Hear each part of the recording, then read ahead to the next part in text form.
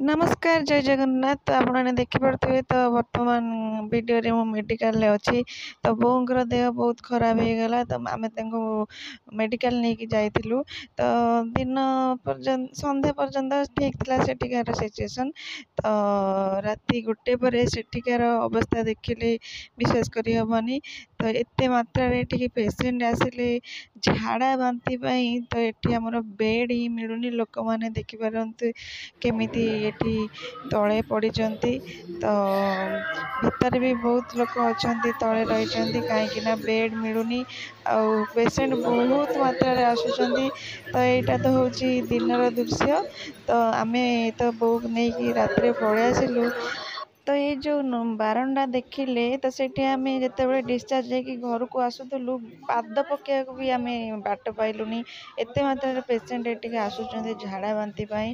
तो diarrhoea ward यहाँ देखिपे। तो बो को भी ये आडमिट कर। तो पर जानिलु जे ये एत माने यहाँ व्यापी गला। तो देखिपे ये आम शोचंती बो।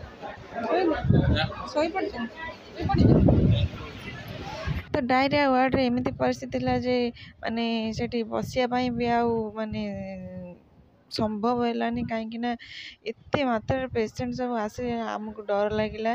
तो आमे तो बो डिस्चार्ज कर नहीं पलि आसिलु। तो पर न्यूज रे देखिलु तो बहुत माने यहाँ जाजपुर व्यापी गला डायरिया।